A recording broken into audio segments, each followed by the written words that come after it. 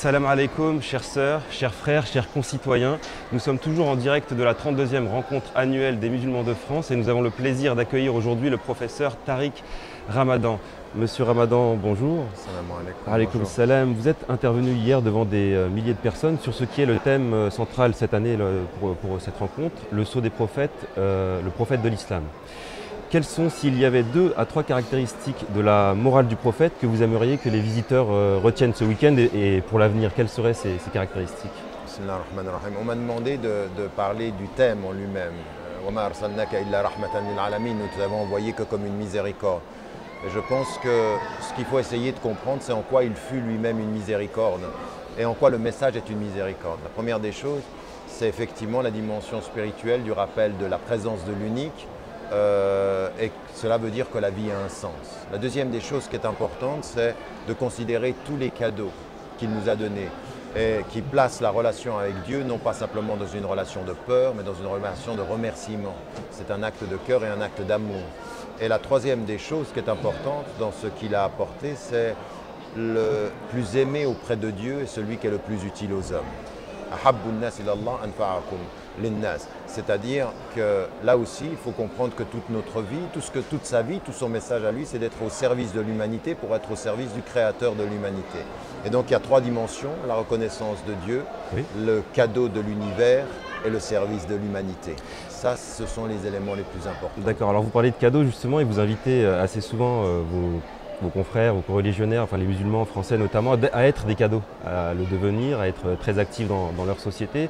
Et vous êtes aussi intervenu aujourd'hui justement sur la thématique cette fois-ci de la France et de ses musulmans.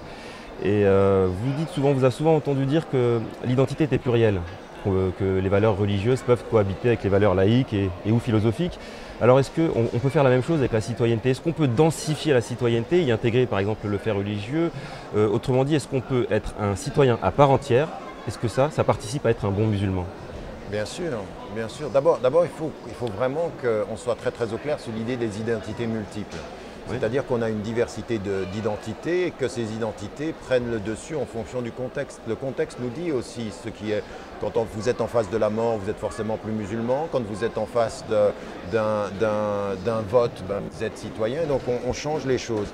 Et puis à des moments donnés, votre identité, c'est d'être un homme au sens mâle et une femme au sens du féminin. Donc en l'occurrence, il faut qu'on célèbre ça comme un élément important de notre référence essentielle. Et puis ensuite, la compréhension de la citoyenneté, elle doit se densifier et s'élargir au sens où effectivement, bien sûr qu'un citoyen il a une dimension, une éthique de vie, il y a une éthique de la citoyenneté et elle peut être nourrie par sa conscience athée, sa conscience agnostique ou religieuse et qu'il n'y a absolument aucune contradiction par rapport à ça.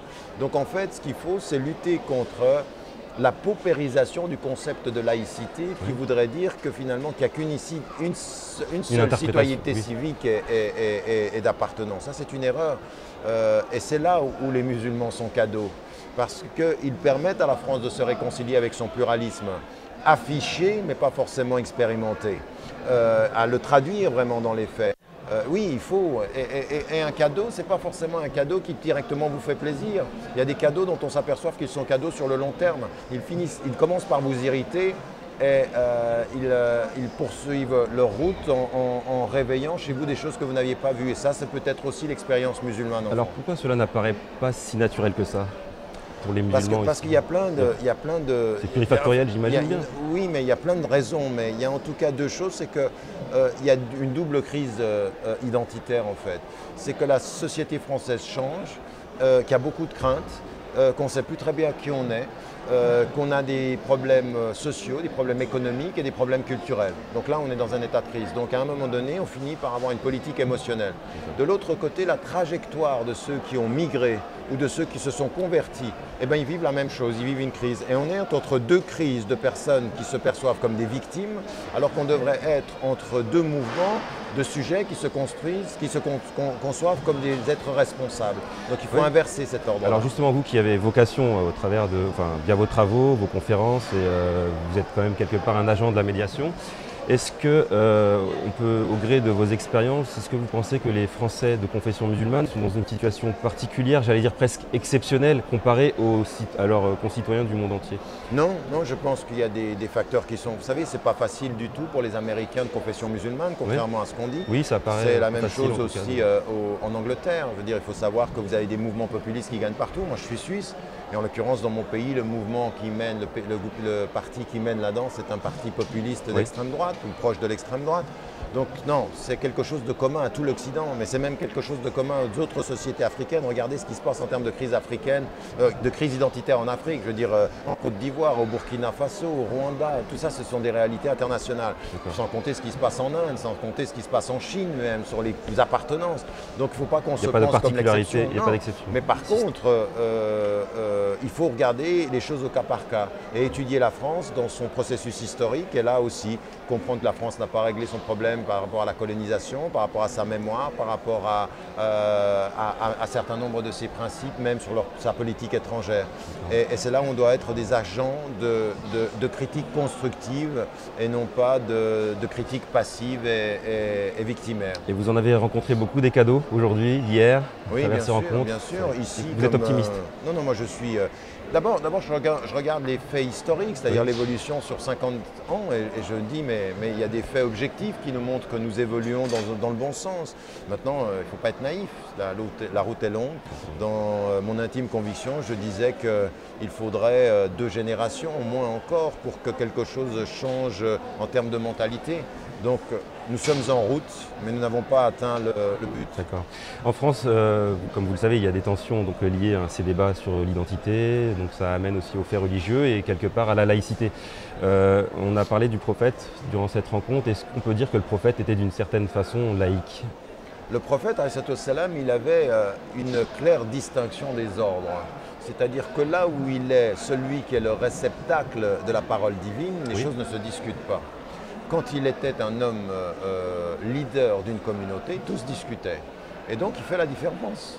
Il fait la différence entre les ordres. Et il demande aux gens de faire la différence. Quand il leur parle de l'agriculture, il dit « mais vous êtes meilleurs que moi dans les affaires du monde ». Quand il a une stratégie de guerre, c'est quelqu'un qui vient lui dire « non, c'est pas bon ça, c'est pas comme ça ». Et donc en l'occurrence, quand Dieu parle, il se tait et il reçoit la parole comme tous les êtres humains. Mais quand les hommes parlent, il écoute et il accepte la contestation. Et donc de ce point de vue-là, il faut que nous admettions la séparation des autorités et des pouvoirs. Tout ce qui était accepté en France par la communauté de manière générale. Bien sûr, donc on n'a aucun problème avec ça, tout en disant séparer le politique du religieux, ça n'est pas séparer le politique de l'éthique. Et l'éthique humaniste, et aujourd'hui, vous le voyez tous les jours en France, il y a beaucoup de politiques qui ont peu d'éthique. Alors parlons d'humanisme. Qu'est-ce que vous souhaitez à tous ces visiteurs, ce week-end? Non, d'abord, le but de ce week-end, c'est de réveiller les consciences, mais ensuite, c'est de regarder sur le long terme, de garder une mémoire éveillée, d'être dans la formation personnelle, de se prendre en charge en fait, de devenir des sujets. La foule compte peu si ce n'est pas une foule de sujets. Une foule d'objets, c'est inactif. Une foule de passifs, ce n'est pas actif. Une foule de consommateurs, ça n'est pas actif. La seule chose qui fait changer, c'est une foule de sujets actifs et conscients. Mais écoutez, soyons des sujets. Monsieur Ramadan, que Dieu vous couvre de toute sa miséricorde. Je vous remercie, c'était un plaisir. Chères sœurs, chers frères, chers concitoyens, salam alaikum. Je vous propose de nous retrouver plus tard pour de nouvelles interviews.